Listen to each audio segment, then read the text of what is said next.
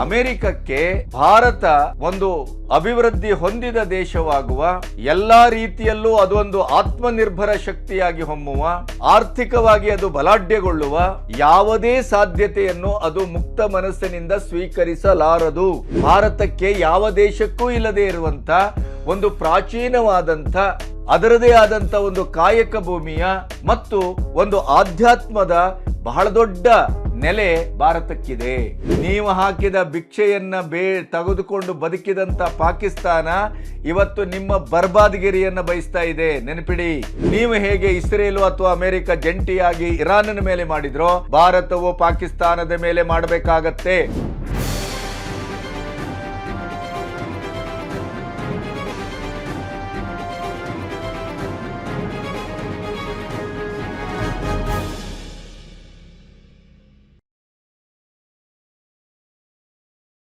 ನಮಸ್ತೆ, B Ganapati news ಚಾನಲ್ಗೆ ಸ್ವಾಗತ. ಇರಾನ್ ಇಸ್ರೇಲಿನ ಮಧ್ಯೆ ಅಮೆರಿಕದ ಪ್ರವೇಶ.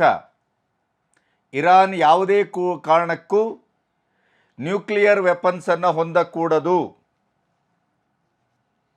ಮಧ್ಯಪ್ರಾಚ್ಯದ ಯಾವುದೇ ದೇಶಗಳು ಕೂಡ ನ್ಯೂಕ್ಲಿಯರ್ ವೆಪನ್ನನ್ನು ಹೊಂದುವುದು ಇಡೀ ಪ್ರಪಂಚದ ಸ್ವಾಸ್ಥ್ಯ ಮತ್ತು ಶಾಂತಿ ವ್ಯವಸ್ಥೆಗೆ ಅದು ಅತ್ಯಂತ ಬಲವಾದಂಥ ಒಂದು ಥ್ರೆಟ್. ಅದು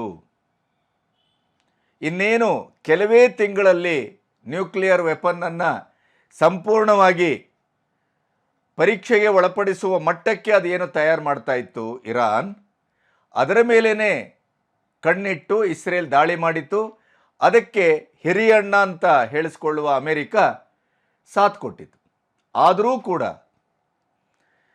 ಅವರಲ್ಲಿ ಇರುವಂಥ ಬಂಕರ್ ಬಸ್ಟರ್ ಆಗ್ಬೋದು, B2 ಬಾಂಬರ್ಸು ಕೇವಲ 60 ಮೀಟರು, ಇರಾನಿನ ಭೂಗರ್ಭದಲ್ಲಿ 90 ಮೀಟರ್ ಆಳದಲ್ಲಿರುವಂಥ ನ್ಯೂಕ್ಲಿಯರ್ ಫೆಸಿಲಿಟೀಸನ್ನು ಯಾವ ಕಾರಣಕ್ಕೂ ಅದನ್ನು ಸಂಪೂರ್ಣವಾಗಿ ನಾಮಾವಶೇಷ ಮಾಡಲಿಕ್ಕೆ ಆಗಲಿಲ್ಲ ಅನ್ನೋದು ಸ್ವತಃ ಅಮೆರಿಕ ಒಪ್ಕೊಂಡಂಥ ಸತ್ಯ. ಆದರೆ ಅಮೆರಿಕದ ಮತ್ತು ಇಸ್ರೇಲಿನ ಈ ಜಂಟಿ ಉದ್ದೇಶ ಏನಿದೆ, ಅದು ಇರಾನ್ ಇರ್ಬೋದು, ಇರಾಕ್ ಇರ್ಬೋದು, ಪಾಕಿಸ್ತಾನ ಇರ್ಬೋದು, ಇನ್ನೊಂದಿರ್ಬೋದು, ಯಾವುದೇ ಕಾರಣಕ್ಕೂ ತಮ್ಮ ಇತಿಮಿತಿಗಳನ್ನು, ತಮ್ಮ ಚೌಕಟ್ಟನ್ನು, ತಮ್ಮ ಬಲಾಢ್ಯತೆಯ ಗಡಿಯನ್ನು ಮೀರಿ ಅದು ಯಾವತ್ತೂ ಹೋಗಬಾರದು ಅನ್ನೋದು ಈ ಬಲಾಢ್ಯ ದೇಶಗಳ ಅಭಿಪ್ರಾಯ ಅಥವಾ ಕಾರ್ಯಾಚರಣೆ ಅಥವಾ ಪೊಲಿಟಿಕಲ್ ಸ್ಟ್ರಾಟಜಿ.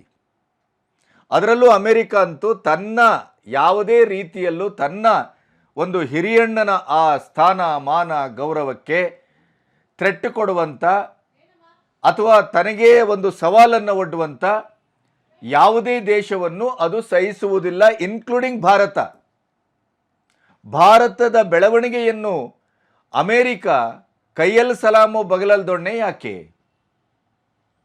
ಭಾರತದ ಆಪ್ತ ಸ್ನೇಹಿತನಾಗಿ ನಟಿಸುವುದು, ಮೋದಿಯವರನ್ನು ಒಂದು ಕಡೆ ಬಹಳ ಅದ್ಭುತವಾಗಿ ಹೊಗಳುವುದು, ಇನ್ನೊಂದು ಕಡೆ ಮುಲ್ಲಾನನ್ನು ಇಟ್ಟುಕೊಂಡು ಭಾರತವನ್ನು ಹಣಿಲಿಕ್ಕೆ ಪ್ರಯತ್ನ ಮಾಡೋದು, ಭಾರತದ ಒಂದು ಅಗಾಧವಾದಂಥ ಶಕ್ತಿಗೆ, ಆತ್ಮಬಲಕ್ಕೆ ನಿರಂತರವಾಗಿ ಧಕ್ಕೆಯನ್ನು ತರುವ ಪ್ರಯತ್ನವನ್ನು ಮಾಡುವುದು, ಭಾರತದ ಒಳಗಡೆ ಮತ್ತು ಭಾರತದ ಹೊರಗಡೆ ಒಂದು ಪೊಲಿಟಿಕಲ್ ಆದಂಥ ವಿಶಿಷ್ಟವಾದಂಥ ಒಂದು ಅಲ್ಲೋಲ ಕಲ್ಲೋಲಕ್ಕೆ ತುಪ್ಪಗಿಪ್ಪ ಸುರಿದು ನಿರಂತರವಾಗಿ ಬೆಂಕಿ ಇರುವ ಹಾಗೆ ಕಾದುಕೊಳ್ತಾ ಇರುವಂಥ ಕೆಲಸವನ್ನು ಮುಖ್ಯವಾಗಿ ಟ್ರಂಪ್ ಮಾಡ್ತಾ ಇದ್ದಾರೆ.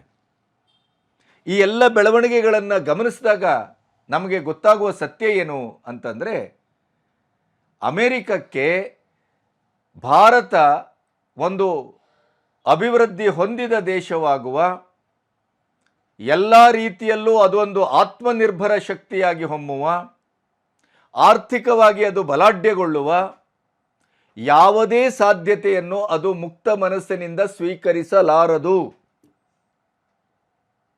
ಇಡೀ ಪ್ರಪಂಚದಲ್ಲಿ ಕೇವಲ ಆರ್ಥಿಕ ಶಕ್ತಿ, ಕೇವಲ ಸೈನ್ಯ ಶಕ್ತಿಯನ್ನು ಇಟ್ಟುಕೊಂಡ್ರಷ್ಟೇ ನಾವು ಬಲಾಢ್ಯ ರಾಷ್ಟ್ರ ಅಂತ ನಂಬಿದ್ರಲ್ಲಿ ಅಮೆರಿಕ ಮೊದಲು. ಅಮೆರಿಕಕ್ಕೆ ಮತಿಶಕ್ತಿ ಕಡಿಮೆ, ಬೌದ್ಧಿಕ ಶಕ್ತಿ ಕಡಿಮೆ, ಅವರು ಕ್ರಿಯಾಶೀಲರಲ್ಲ. ಆದ್ದರಿಂದ ಅವರಿಗೆ ಮೂರನೇ ಜಗತ್ತಿನ ಅಥವಾ ಬೇರೆ ದೇಶಗಳ, ಮುಖ್ಯವಾಗಿ ಭಾರತದ ಬ್ರೈನಿಗಳು ಬೇಕು. ಭಾರತಕ್ಕಿರುವ ಅಡ್ವಾಂಟೇಜ್ ಏನು? ನಾವು ಬುದ್ಧಿವಂತರು ಹೌದು, ಶಕ್ತಿವಂತರು ಹೌದು, ನಾವು ಬಲಾಢ್ಯರು ಹೌದು, ಆರ್ಥಿಕವಾಗಿ ಗಟ್ಟಿಯಾಗ್ತಾ ಇರುವವರು ಹೌದು. ನಾವು ಇಡೀದಾಗಿ ನಮ್ಮ ನೆಲ ಮುಗಿಲನ್ನು ಕೂಡ ನಾವು ಸಾವಿರ ವರ್ಷಗಳ ಹಿಂದೆಯೇ ಅದನ್ನು ಅದ್ಭುತವಾಗಿ ನಾವು ಶೋಧಿಸಿದವರು ಕರಾರುವಕ್ಕಾಗಿ. ಹಾಗಾಗಿ ಭಾರತದ ಬಲಾಢ್ಯತೆ ಅನ್ನೋದು ಅದು ವಿಶ್ವದ ಒಂದು ಇಡೀದಾದಂಥ ಬಲಾಢ್ಯತೆಯಲ್ಲಿ ಅಗ್ರಗಣ್ಯ ಶಕ್ತಿಯಾಗುವಂಥ ಒಂದು ದೇಶ ಇದ್ದರೆ ಅದು ಪ್ರಪಂಚದಲ್ಲಿ ಭಾರತ ಮಾತ್ರ. ಭಾರತಕ್ಕೆ ಯಾವ ದೇಶಕ್ಕೂ ಇಲ್ಲದೆ ಇರುವಂಥ ಒಂದು ಪ್ರಾಚೀನವಾದಂಥ ಅದರದೇ ಆದಂಥ ಒಂದು ಕಾಯಕ ಭೂಮಿಯ ಮತ್ತು ಒಂದು ಆಧ್ಯಾತ್ಮದ ಬಹಳ ದೊಡ್ಡ ನೆಲೆ ಭಾರತಕ್ಕಿದೆ. ಇದು ಅಮೆರಿಕಕ್ಕೂ ಚೈನಾಕ್ಕೂ ಪ್ರತಿಯೊಂದು ದೇಶಕ್ಕೂ ಇದೇ ಒಂದು ದೊಡ್ಡ ಥ್ರೆಟ್ಟು. ಹಾಗಾಗಿನೇ ಆ ಭಾರತವನ್ನು ಕೇಂದ್ರೀಕರಿಸಿ ಅಕ್ಕಪಕ್ಕದಲ್ಲಿರುವಂಥ ಮುಸ್ಲಿಂ ರಾಷ್ಟ್ರಗಳನ್ನೋ ಇನ್ನೊಂದೋ ಮಗದೊಂದೋ, ಮುಖ್ಯವಾಗಿ ಪಾಕಿಸ್ತಾನವನ್ನು ನಮ್ಮ ಮೇಲೆ ಸದಾ ಒಂದು ಕಣ್ಣಿಡುವ ಹಾಗೆ, ನಮ್ಮ ಮಗ್ಗುಲಿಗೆ ಮುಳ್ಳಾಗುವ ಹಾಗೆ ಅದನ್ನು ಇಟ್ಟು ಸಾಕುವುದು ಮುಖ್ಯವಾಗಿ ಅಮೆರಿಕ ಮತ್ತು ಚೀನಾದ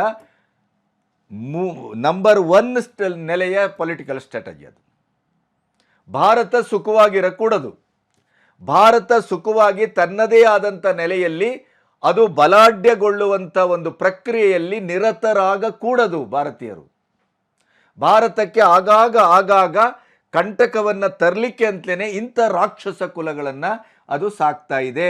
ಬ್ರಿಟಿಷು ಭಾರತವನ್ನು ಬಿಟ್ಟೋಗುವ ಮೊದಲು ಭಾರತಕ್ಕೆ ಒಂದು ನಿರಂತರವಾದಂಥ ಒಂದು ಥ್ರೆಟ್ಟು, ನಿರಂತರವಾದಂಥ ಕಿರುಕುಳ, ಭಾರತಕ್ಕೆ ಯಾವತ್ತೂ ಒಂದು ರಕ್ತಪಾತವನ್ನು ಮಾಡಿ ಭಾರತದ ಒಂದು ಇಡೀ ಸ್ವಾಸ್ಥ್ಯವನ್ನು, ಶಕ್ತಿಯನ್ನು, ಸಮಗ್ರತೆಯನ್ನು, ಸಾರ್ವಭೌಮತೆಯನ್ನು ಆತಂಕದಲ್ಲಿರುವಂಥ ಒಂದು ದೇಶವಾಗಿ ಪಕ್ಕದಲ್ಲಿ ಇರಬೇಕು ಅನ್ನುವ ಕಾರಣಕ್ಕಾಗಿ ಪಾಕಿಸ್ತಾನವನ್ನು ಹುಟ್ಟು ಹಾಕಿದ್ದು. ಮತ್ತು ಪಾಕಿಸ್ತಾನದ ಹುಟ್ಟಿನ ಕತೆ ಭಾರತದ ಒಂದು ಅತಂತ್ರತೆಯ ಕತೆ.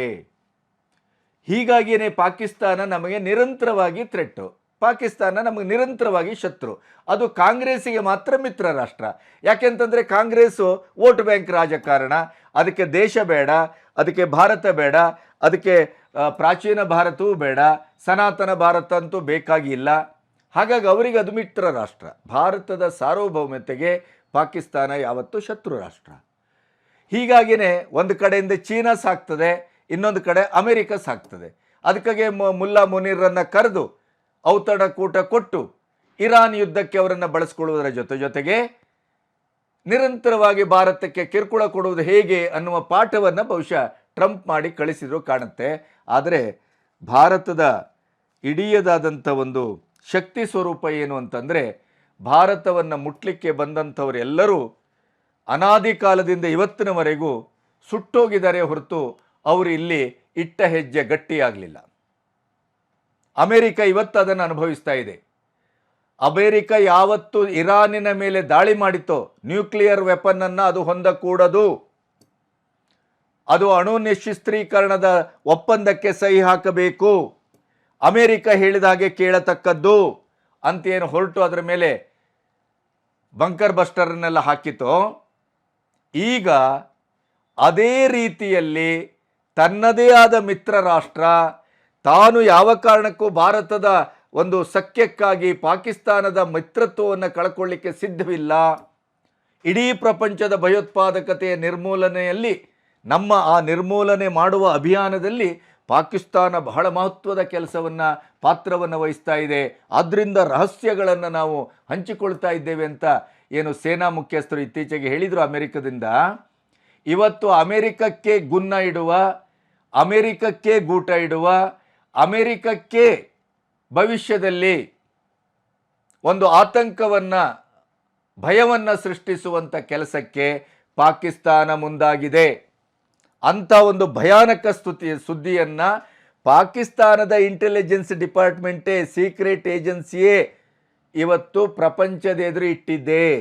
ಇದು ಸುದ್ದಿ. ಇದು ಇವತ್ತಿನ ಒಂದು ಅದ್ಭುತವಾದಂಥ ಭಾರತಕ್ಕೆ ಒಂದು ರೀತಿಯಲ್ಲಿ ಯಾವುದೇ ರೀತಿಯ ನಿರೀಕ್ಷೆ ಇಲ್ಲದೇ ಇದ್ದಂಥ ಒಂದು ಅನಾಯಾಸವಾಗಿ ಸಿಕ್ಕಿದಂಥ ಒಂದು ಬ್ರಹ್ಮಾಸ್ತ್ರ, ಒಂದು ಸಿಹಿ ಸುದ್ದಿ ಅಂತ ನಾನು ಭಾವಿಸ್ತೇನೆ. ಇದರ ಒಳವಿವರಗಳನ್ನು ನಿಮಗೆ ಕೊಡಬೇಕು ಅಂತ ನಾನೀಗ ಕೂತಿದ್ದೇನೆ. ಇಲ್ಲಿಯವರೆಗೆ ನನ್ನ ಚಾನಲನ್ನು ಸಬ್ಸ್ಕ್ರೈಬ್ ಮಾಡದೇ ಇದ್ದರೆ ದಯವಿಟ್ಟು ಸಬ್ಸ್ಕ್ರೈಬ್ ಮಾಡಿ. ಆಮೇಲೆ ನಿಮ್ಮ ಹಿತೈಷಿಗಳಿಗೂ ಹೇಳಿ, ಸ್ವತಂತ್ರ ಪತ್ರಿಕೋದ್ಯಮಕ್ಕೆ ಆರ್ಥಿಕವಾಗಿಯೂ ಮತ್ತು ಭಾವನಾತ್ಮಕವಾಗಿಯೂ ನಮ್ಮೊಟ್ಟಿಗೆ ನೀವು ಕೈ ಜೋಡಿಸ್ತೀರಿ ಅನ್ನುವ ನಂಬಿಕೆ ನನ್ನದು. ಹಾಗಾದರೆ ಪಾಕಿಸ್ತಾನ ಯಾವತ್ತೂ ಅಮೆರಿಕದ ಆಣತಿಯ ಒಳಗೆ ಇರುತ್ತೆ. ಪಾಕಿಸ್ತಾನ ಅಮೆರಿಕದ ಪಾಲಿಗೆ ನಿಷ್ಠಾವಂತ ಒಂದು ನಾಯಿ, ಡಾಗ್. ಅದು ಪಾಕಿಸ್ತಾನ ಯಾವತ್ತೂ ಅಮೆರಿಕ ಹೇಳಿದಾಗೇನೆ ಬಾಲ ಅಲ್ಲಾಡಿಸ್ಕೊಂಡು ಇರುತ್ತೆ ಅಂತ ಅಮೆರಿಕ ಭಾವಿಸಿತ್ತು. ಆದರೆ ಇವತ್ತು ಅದರ ನಿಜ ಬಣ್ಣ ಹೊರಗೆ ಬಂದಿದೆ. ನೀವು ಇರಾನಿಗೆ ಒಂದು ನೀತಿ, ಪಾಕಿಸ್ತಾನಕ್ಕೆ ಒಂದು ನೀತಿ ಮಾಡುವ ಹಾಗೆ ಇಲ್ಲ. ಪಾಶ್ಚಾತ್ಯ ರಾಷ್ಟ್ರಗಳು ಅಥವಾ ಈ ಬಲಾಢ್ಯ ರಾಷ್ಟ್ರಗಳು ಇವತ್ತು ಇರಾನ್ನಂಥ ದೇಶದಲ್ಲಿ ನ್ಯೂಕ್ಲಿಯರ್ ವೆಪನ್ನನ್ನು ಇರಕೂಡದು ಅಂತ ಭಾವಿಸ್ತದೆ ಅಂತಾದರೆ, ಈಗಾಗಲೇ ತನಗೆ ನ್ಯೂಕ್ಲಿಯರ್ ಅಸ್ತ್ರ ಯಾಕೆ ಬೇಕು ಅಂತ ವಾದ ಮಂಡಿಸಿದ್ದು ಪಾಕಿಸ್ತಾನ ಯಾವಾಗ? ಭಾರತವನ್ನು ಎದುರಿಸಲಿಕ್ಕೆ ನಮ್ಮ ಪುಟ್ಟ ರಾಷ್ಟ್ರಕ್ಕೆ ನಮಗೆ ನ್ಯೂಕ್ಲಿಯರ್ ವೆಪನ್ನಿನ ಅಗತ್ಯ ಇದೆ, ಅನಿವಾರ್ಯತೆ ಇದೆ ಅನ್ನೋದನ್ನೇ ಬಿಂಬಿಸಿ ತಾನೇ ಅದು ನ್ಯೂಕ್ಲಿಯರ್ ಶಸ್ತ್ರಾಸ್ತ್ರಗಳನ್ನು ಹೊಂದಿರೋದು. ಆದರೆ ಇವತ್ತು ಅದರ ದೃಷ್ಟಿ ಅಮೆರಿಕದ ಮೇಲೆ ಬಿದ್ದಿದೆ. ಇದು ಭಸ್ಮಾಸುರನ ಕತೆ. ವಿಭೂತಿ ತರಲಿಕ್ಕೆ ಶಿವ ಭಸ್ಮಾಸುರನನ್ನು ಹೇಗೆ ಹುಟ್ಟಿಸಿದವನೋ ಅದೇ ಭಸ್ಮಾಸುರ ಕೊನೆಗೆ ಅಪ್ಪನ ತಲೆ ಮೇಲೆ ಕೈ ಇಡಲಿಕ್ಕೆ ಬಂದ. ಇದು ಅಮೆರಿಕಕ್ಕಿವತ್ತು ತಟ್ಟಿದ ಬಿಸಿಯ ಕಥೆ. ಇದೇ ಅಮೆರಿಕದ ಎದುರು ಚೈನಾದ ಒಂದು ಗುಪ್ತವಾಗಿ ಅದರ ತಂತ್ರಜ್ಞಾನ ಮತ್ತು ಆರ್ಥಿಕ ಶಕ್ತಿಯನ್ನು ಬಳಸಿಕೊಂಡು ಇವತ್ತು ಅಮೆರಿಕಕ್ಕೆ ಗೂಟ ಇಡುವಂಥ ಕೆಲಸವನ್ನು ಪಾಕಿಸ್ತಾನ ಮಾಡ್ತಾ ಇದೆ. ಏನದು? ಇಂಟರ್ ಕಾಂಟಿನೆಂಟಲ್ ಅಂದರೆ 5500 ಕಿಲೋಮೀಟರ್ ವ್ಯಾಪ್ತಿಯನ್ನು ಹೊಂದಿರುವಂಥ ಒಂದು ಇಂಟರ್ ಕಾಂಟಿನೆಂಟಲ್ ಬ್ಯಾಲಿಸ್ಟಿಕ್ ಮಿಸೈಲನ್ನು ಅಮೆರಿಕದ ವಿರುದ್ಧವಾಗಿ ಅಥವಾ ಅಮೆರಿಕವನ್ನು ತಾವು ಅಲ್ಲಾಡಿಸಬಹುದು, ಅವರು ನಮ್ಮ ಆಣತಿಯೊಳಗೆ ಇಟ್ಕೊಳ್ಬಹುದು, ನಮಗೆ ಬೇಕಾದ ಹಾಗೆ ಅವರನ್ನು ನಾವು ಉಪಯೋಗಿಸ್ಕೋಬಹುದು. ಈ ಎಲ್ಲ ಕುತರ್ಕದಲ್ಲಿ ಆಲೋಚನೆಗಳಲ್ಲಿ ಚೈನಾದ ಸಹಕಾರದೊಂದಿಗೆ ಇಂಟರ್ ಕಾಂಟಿನೆಂಟಲ್ ಬ್ಯಾಲಿಸ್ಟಿಕ್ ಮಿಸೈಲನ್ನು, ಲಾಂಗ್ ರೇಂಜಿನ ಬ್ಯಾಲಿಸ್ಟಿಕ್ ಮಿಸೈಲನ್ನು ಪಾಕಿಸ್ತಾನ ರಹಸ್ಯವಾಗಿ ತಯಾರಿಸ್ತಾ ಇದೆ ಅನ್ನುವಂಥ ಸತ್ಯವನ್ನು ಸ್ವತಃ ಅಮೆರಿಕದ ಗುಪ್ತಚರ ಇಲಾಖೆಯೇ ಇವತ್ತು ಪ್ರಪಂಚಕ್ಕೆ ಹೇಳಿದೆ. ಅಮೆರಿಕದ ಒಂದು ಈ ಗುಪ್ತಚರ ಇಲಾಖೆಗೆ ಸಂಬಂಧಪಟ್ಟಂಥ ಜರ್ನಲ್ ಕೂಡ ಇದರ ಬಗ್ಗೆ ಆರ್ಟಿಕಲ್ ಮಾಡಿದೆ. ಇವತ್ತು ಅಮೆರಿಕಕ್ಕೆ ಇದು ಅತ್ಯಂತ ಆಘಾತಕಾರಿಯಾದ ಸುದ್ದಿಯಾಗಿ ಪರಿಣಮಿಸಿದೆ. ಮಾಡಿದ್ದುಣ್ಣೋ ಮಾರಾಯ, ನೀವು ಹಾಕಿದ ಭಿಕ್ಷೆಯನ್ನು ತೆಗೆದುಕೊಂಡು ಬದುಕಿದಂಥ ಪಾಕಿಸ್ತಾನ ಇವತ್ತು ನಿಮ್ಮ ಬರ್ಬಾದ್ಗಿರಿಯನ್ನು ಬಯಸ್ತಾ ಇದೆ. ನೆನಪಿಡಿ, ಭಾರತದ ವಿರುದ್ಧ ಪಾಕಿಸ್ತಾನವನ್ನು ಎತ್ತಕಟ್ತಾ ಬಂದ್ರಲ್ಲ, ಇವತ್ತು ನಿಮ್ಮ ಕುತ್ತಿಗೆಗೆ ಅದು ಮಿಸೈಲ್ ಇಡ್ತಾ ಇದೆ. ಇದು ಬಹಳ ಇಂಟ್ರೆಸ್ಟಿಂಗ್ ಆದ ಕಥೆ. ಈ ಮಿಸೈಲು 5500 ಕಿಲೋಮೀಟರ್ ರೇಂಜಲ್ಲಿದೆ. ನೇರವಾಗಿ ಅಮೆರಿಕವನ್ನು ಟಚ್ ಮಾಡಬಲ್ಲದು. ಈ ಅಸ್ತ್ರಶಸ್ತ್ರಗಳನ್ನು ತಯಾರಿಯಲ್ಲಿ ಪಾಕಿಸ್ತಾನ ನಿರತವಾಗಿದೆ. ಅದರ ಜೊತೆಗೆ ಇದಕ್ಕೆ ಸಂಪೂರ್ಣವಾಗಿ ಸಹಕಾರ ಮಾಡ್ತಾ ಇರುವಂಥ ICBM secret inter continental ballistic long range missile, ಇದರ ತಯಾರಿಕೆಯನ್ನು ಚೈನಾದೊಟ್ಟಿಗೆ ಸೇರಿಕೊಂಡು ಸೀಕ್ರೆಟ್ ಆಗಿ ಅದು ಮುನ್ನಡೆಸ್ತಾ ಇದೆ. ಇದಕ್ಕೆ ನ್ಯೂಕ್ಲಿಯರ್ ವಾರ್ ಹೆಡ್ಡನ್ನು ಹಾಕಬಹುದು, ನಾರ್ಮಲ್ ವಾರ್ ಹೆಡ್ಡನ್ನು ಹಾಕಬಹುದು. ಇದು ಅತ್ಯಂತ ಅಡ್ವಾನ್ಸ್ಡ್ ಲಾಂಗ್ ರೇಂಜಿನ ನ್ಯೂಕ್ಲಿಯರ್ ಬ್ಯಾಲಿಸ್ಟಿಕ್ ಮಿಸೈಲ್. ಇದರ ಫಂಡಿಂಗು ಮತ್ತು ತಂತ್ರಜ್ಞಾನದ ಒಟ್ಟು ಸಹಕಾರ ಯಾವುದು ಅಂತಂದರೆ ಚೀನಾ ಓಪನ್ ಆಗಿ ಯಾವುದನ್ನು ಮಾಡೋದಿಲ್ಲ, ನಿಮಗೆ ಗೊತ್ತಿದೆ. ಚೀನಾದು ಭಾರತದ ಬಹಳ ನಮಗೆ ಸಹಕಾರ ಬೇಕು ಅಂತ ಹೇಳ್ತಾನೆ ಭಾರತದ ವಿರುದ್ಧ ಕೆಲಸ ಮಾಡುತ್ತೆ. ಪಾಕಿಸ್ತಾನ ಎಲ್ಲೋ ಒಂದು ಕಡೆ ಒಂದು ಸರಿ ತಟ್ಟದಂಗೆ ಮಾಡುತ್ತೆ, ಆಮೇಲೆ ಮುಟ್ಟದಂಗೆ ಮಾಡ್ತದೆ. ಪಾಕಿಸ್ತಾನದ ವಿರುದ್ಧವಾಗಿ ಆ ಭಾರತ ನಿಂತಾಗೆಲ್ಲ ಪಾಕಿಸ್ತಾನದ ಪರವಾಗಿ ನಿಲ್ತದೆ. ಇರಾನಿನ ವಿರುದ್ಧ ಇಸ್ರೇಲು ಅಮೆರಿಕ ಬಂದಾಗ ಅದು ಇರಾನಿನ ಪರವಾಗಿ ನಿಲ್ಲುತ್ತೆ. ಈ ಥರ ಚೈನಾ ಏನು ಅಂತಂದರೆ ಕೊನೆಗೂ ಅದು ತನ್ನ ಹಿತಾಸಕ್ತಿಯನ್ನು ಗಮನಿಸ್ತದೆ ಹೊರತು ಅದು ವಿಶ್ವದ ಹಿತಾಸಕ್ತಿಯ ಬಗ್ಗೆ ಯಾವತ್ತೂ ಯೋಚನೆಯನ್ನು ಮಾಡಿಲ್ಲ, ಮಾಡುವುದೂ ಇಲ್ಲ. ಹಾಗಾಗಿ ಪಾಕಿಸ್ತಾನವನ್ನು ಇಟ್ಟುಕೊಂಡು ಭಾರತವನ್ನು ಹೊಡೆಯುವ, ಏಷ್ಯಾದ ಪೆಸಿಫಿಕ್ಕನ್ನು ಕಂಪ್ಲೀಟಾಗಿ ಕಂಟ್ರೋಲ್ ಮಾಡುವ, ಪಾಕಿಸ್ತಾನದ ನೆಲದಲ್ಲೇ ತನ್ನ ನ್ಯೂಕ್ಲಿಯರ್ ದಾಸ್ತಾನನ್ನು ಇಟ್ಟುಕೊಂಡು ನಮ್ಮನ್ನು ಅಲ್ಲಾಡಿಸಲಿಕ್ಕೆ ನೋಡುವ ಅಮೆರಿಕಕ್ಕೆ ಅದಕ್ಕೀಗ ನಿಜವಾದಂಥ ಪಾಕಿಸ್ತಾನದ ಪರಿಚಯ, ಖತರ್ನಾಕ್ ಬುದ್ಧಿ ಈಗ ಅರ್ಥ ಆಗ್ತಾ ಇದೆ. ಈ ಊಟಕ್ಕಿಲ್ಲದೆ ಇದ್ದಂಥ, ನೀರಿಲ್ಲದೆ ಇದ್ದಂಥ, ಭಿಕ್ಷೆ ಬೇಡುವ ದೇಶ ಹಾಗಾದರೆ ತನಗೆ ಬರುವ ಎಲ್ಲ ಹಣವನ್ನು ಎಲ್ಲಿ ಬಳಸ್ತಾ ಇದೆ? ಈಗ ಅಮೆರಿಕ ಯೋಚನೆ ಮಾಡಬೇಕು. IMF ಇಂದ ಸಾಲ ಕೊಡಿಸ್ಬೇಡಿ, ಸಾಲ ಕೊಡುವುದು ಬೇಡ, ಅವರು ಭಯೋತ್ಪಾದಕತೆಗೆ ಬಳಸ್ತಾ ಇದ್ದಾರೆ ಅಂತ ಭಾರತ ಬಾಯ್ ಬಡ್ಕೊಳ್ತು. ಕೇಳಲಿಲ್ಲ. IMFನಿಂದ ಸಾಲ ಮತ್ತೆ ಇದಕ್ಕೆ ಸಿಗ್ತದೆ ಪಾಕಿಸ್ತಾನಕ್ಕೆ ಅಂತ ಆದರೆ ಅದರ ಮುಂಚೂಣಿಯಲ್ಲಿ ನಿಂತದ್ದೇ ಅಮೆರಿಕ. ಹಾಗಾದರೆ ಅಲ್ಲಿಂದ ತಂದ ದುಡ್ಡನ್ನು ಕೂಡ ಅದು ಹೊಟ್ಟೆ ಬಟ್ಟೆ ಕಟ್ಟಿಕೊಂಡು ಏನು ಮಾಡ್ತಾ ಇದೆ? ಈ intercontinental most advanced ballistic ಮಿಸೈಲನ್ನು ತಯಾರಿಸಲಿಕ್ಕೆ ಬಳಸ್ತಾ ಇದೆ. ಅದು ಅಮೆರಿಕವೇ ಟಾರ್ಗೆಟು. ಇದರ ದುರುದ್ದೇಶ ಏನಿರ್ಬೋದಾಗಾದರೆ ಅಮೆರಿಕ ಹೆದರಿಸುವ ಪ್ರಯತ್ನ, ಅಮೆರಿಕವನ್ನು ಕಂಟ್ರೋಲ್ ಮಾಡುವಂಥ ಪ್ರಯತ್ನ, ನಮಗೆ ಕೇಳಿದಾಗೆ ಸಹಾಯ ಮಾಡಬೇಕು ನೀವು. ಭಾರತ ಮತ್ತು ಪಾಕ್ ಯುದ್ಧ ಒಮ್ಮೆ ನಡೆದರೆ ನೀವು ಯಾವುದೇ ಕಾರಣಕ್ಕೂ ಭಾರತದ ಪರವಾಗಿ ನಿಲ್ಲುವಾಗಿಲ್ಲ. ಈಗ ಅಮೆರಿಕಕ್ಕೆ ಇದು ಅರಿವಾಗಿದೆ. ಹಾಗಾದರೆ ಅಮೆರಿಕ ಏನು ಮಾಡಬೇಕು? ಅದಕ್ಕಿಂತ ಮೊದಲು ಭಾರತ ಏನು ಮಾಡಬೇಕು? ಇರಾನಿನಲ್ಲಿ ಅಣ್ವಸ್ತ್ರ ಇರಬಾರ್ದು ಅನ್ನೋದು ಅಮೆರಿಕದಂಥ ಯೋಚನೆ ಆದರೆ ಪಾಕಿಸ್ತಾನದ ಭೂಭಾಗವನ್ನು ಅಥವಾ ಭಾರತದ ಭೂಭಾಗವನ್ನು ಹಂಚಿಕೊಂಡಂಥ ನಮ್ಮ ಮಗ್ಗುಲಲ್ಲಿರುವಂಥ ಪರಮಶತ್ರು ರಾಷ್ಟ್ರ ಇಂಥ ಒಂದು ಸುಧಾರಿತ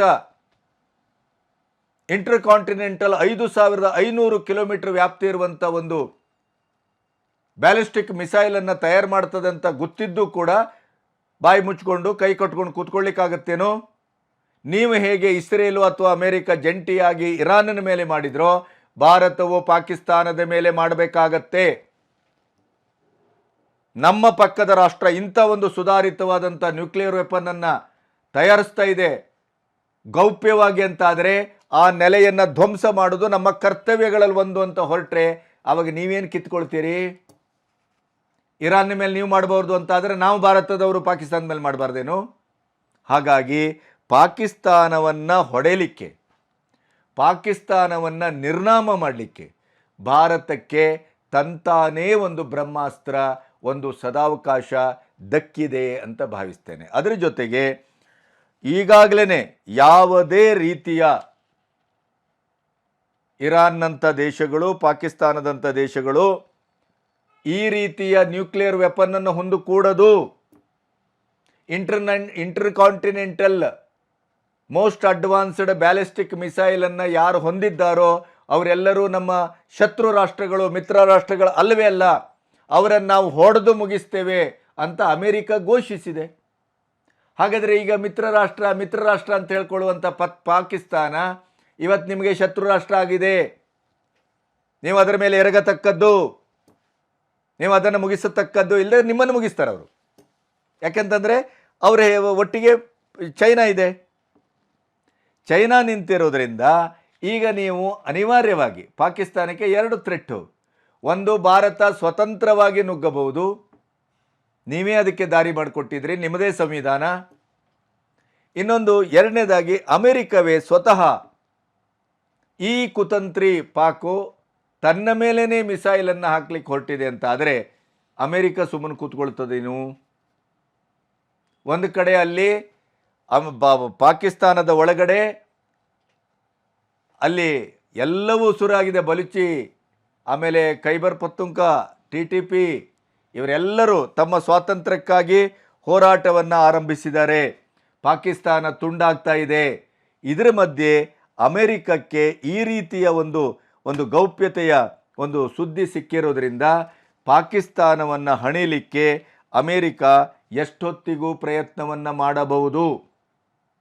ಒಮ್ಮೆ ಅಲ್ಲಿ ಇಬ್ಬಗೆಯ ನೀತಿಯನ್ನು ಅಮೆರಿಕ ಮಾಡ್ತದೆ ಅಂತಾದರೆ ಭಾರತಕ್ಕದು ಸದಾವಕಾಶ, ಸುವರ್ಣಾವಕಾಶ.